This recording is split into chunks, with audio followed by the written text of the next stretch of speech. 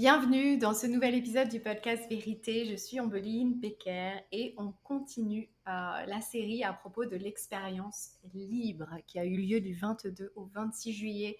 Vous pouvez toujours vous inscrire pour recevoir les replays. Vous avez le lien dans la description. Ce 4e jour avait pour thème revenir à l'essentiel. Alors, vous avez remarqué, si vous avez écouté les épisodes précédents ou même si vous avez écouté les replays de l'expérience libre, nous sommes partis de la nécessité de redéfinir, voire même pour la plupart de définir ce qu'est la réussite et ce qu'est ce prochain niveau de réussite. Nous sommes allés après sur la relation à l'argent parce que très souvent la notion de réussite a quand même une connotation financière et que très souvent c'est surtout ça que les femmes entrepreneurs sensitives veulent mettre de côté parce que l'argent comporte beaucoup de croyances. C'est un peu ça dont on va parler aujourd'hui et qu'on a déjà abordé dans l'épisode précédent. De cet argent, en fait, on est arrivé au jour 3 dans lequel je les ai aidés à reconnecter à leur pourquoi, à leur vrai pourquoi. Et même celles qui pensaient connaître leur pourquoi, elles ont découvert un autre niveau de ce pourquoi. Un niveau qui les élève, un niveau qui les motive, un niveau qui les rassemble et les réconcilie intérieurement. Un niveau qui les aide à se reconnaître pleinement dans leur essence et à comprendre le fil rouge de tout leur chemin de vie, aussi bien personnel que professionnel. Connaître son pourquoi, c'est profondément libérateur parce que ça nous permet de réconcilier toutes nos facettes.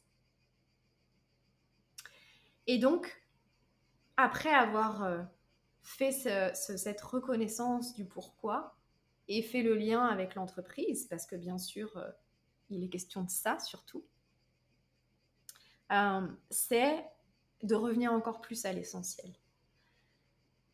Ce qu'elles ont compris aussi, c'est que notre pourquoi n'est pas forcément lié à notre fin.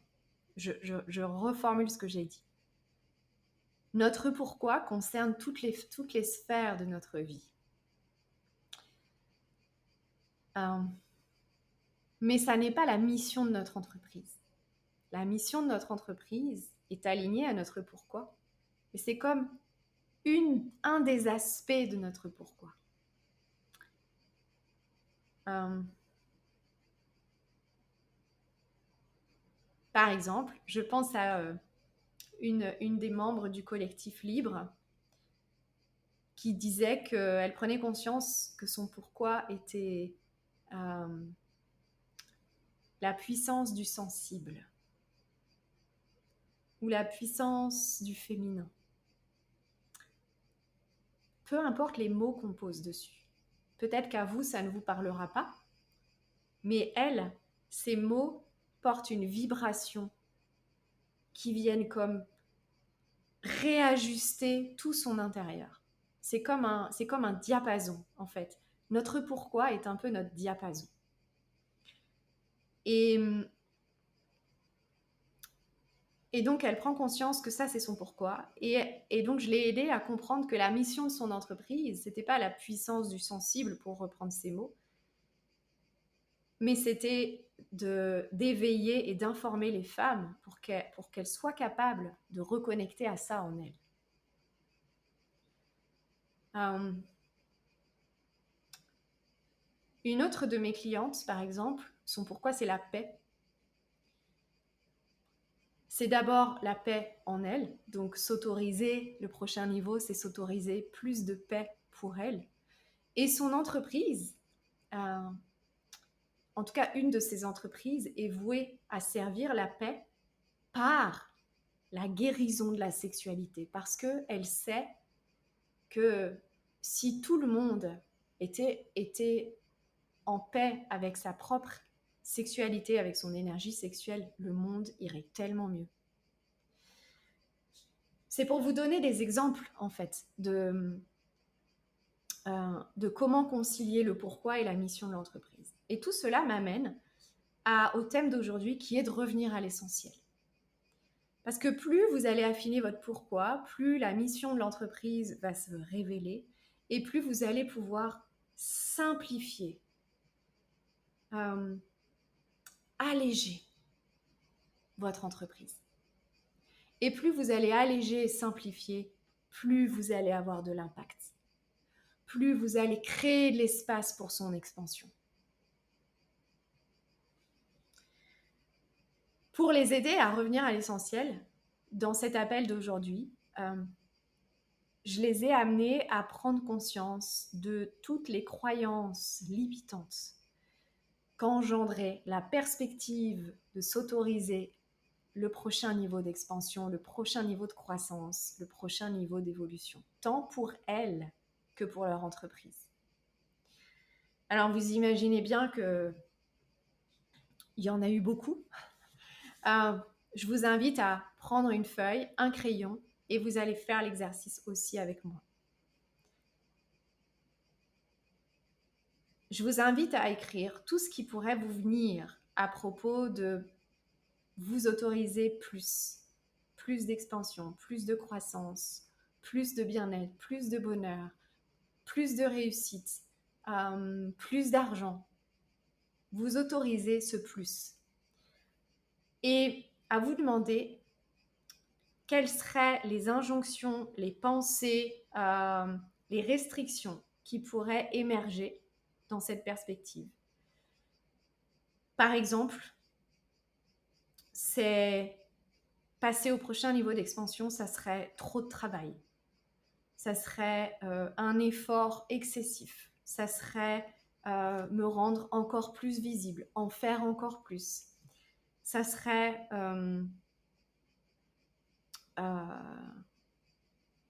que peut-être le risque que je deviendrais dépendante de mon entreprise.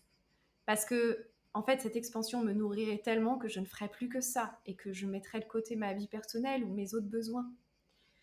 Il y aurait aussi peut-être la croyance que l'entreprise prendrait trop de place dans ma vie, que je ne serais pas à la hauteur de la mission de l'entreprise ou de mon pourquoi, que c'est trop grand, que je ne suis pas légitime, que je ne mérite pas. J'aurais peur aussi des conséquences, peut-être de passer à ce prochain niveau d'expansion, parce que j'aurais peur d'être rejetée, j'aurais peur d'être isolée. Ça serait aussi peut-être difficile de créer cette expansion, de vivre cette expansion spirituelle et matérielle, alors que les autres ne la vivent pas, alors que le monde semble aller mal. Peut-être aussi que je manque de confiance en moi ou dans ma capacité à préserver mon équilibre dans cette expansion. Peut-être aussi que j'ai peur de devenir intransigeante ou de devenir un peu bornée si vraiment je suis dans cette expansion et que je réussis mon expansion. Peut-être que ça pourrait m'isoler, peut-être que ça pourrait attirer des jugements, des critiques, peut-être que ça serait néfaste pour certaines de mes relations. Peut-être aussi que j'idéalise mon expansion et que ça ne va pas vraiment se réaliser comme ça et que donc je vais encore être déçue.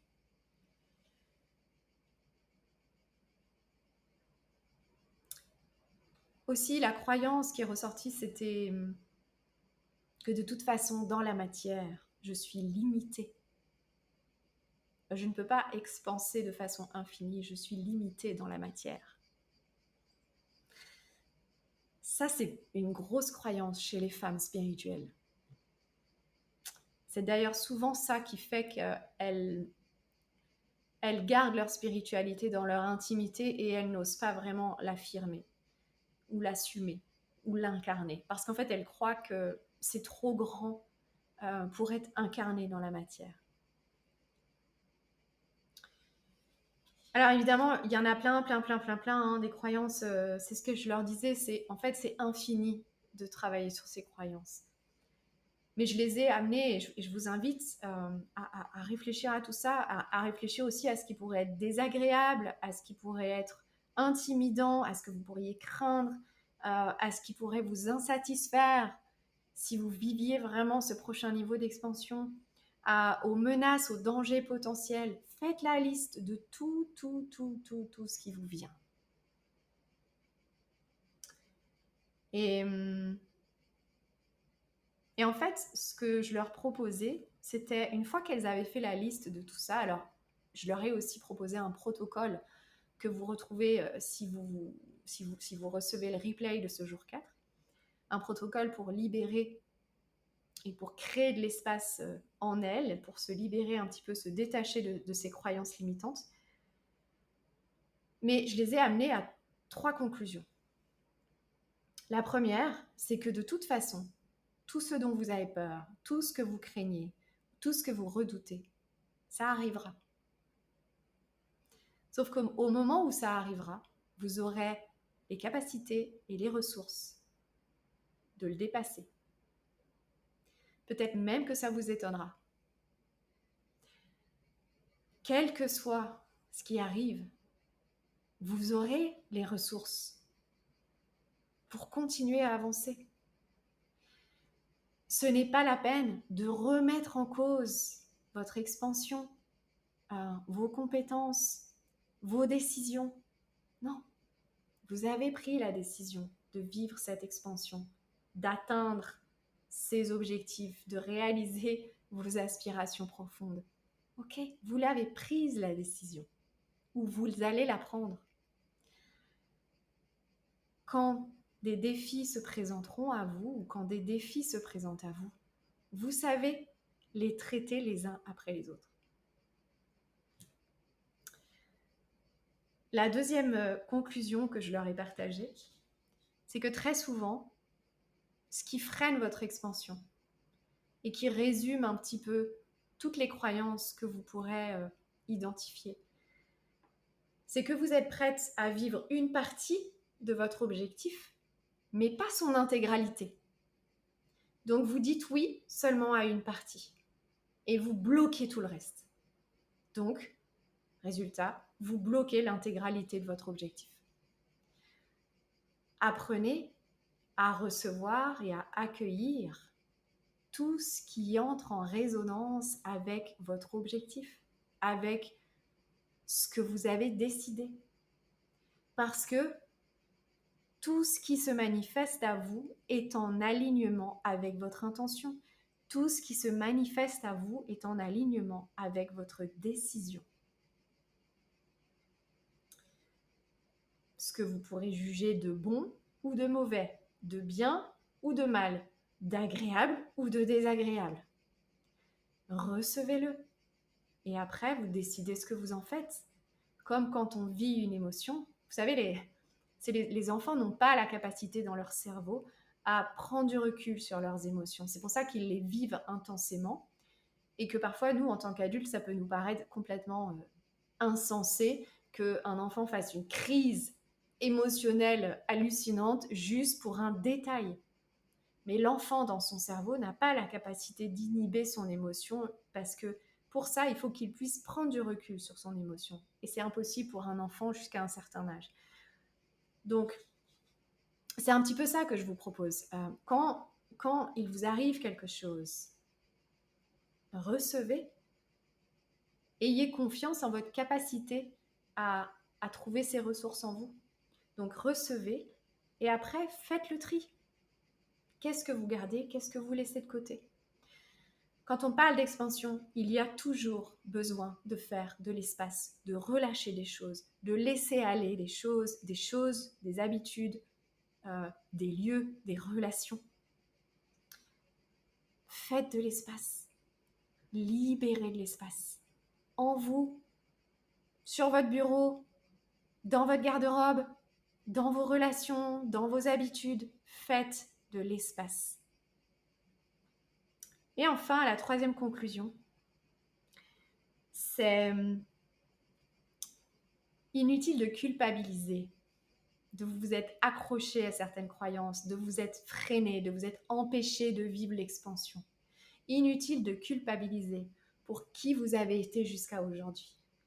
Parce que chaque fois que vous avez validé une croyance, c'est aussi parce qu'il y avait un bénéfice ou parce que vous nourrissiez ou vous pensiez nourrir un besoin ou honorer une de vos valeurs. Donc vous avez simplement besoin de mettre à jour vos besoins et votre système de valeurs. Ça fait partie du processus d'expansion, cette mise à jour.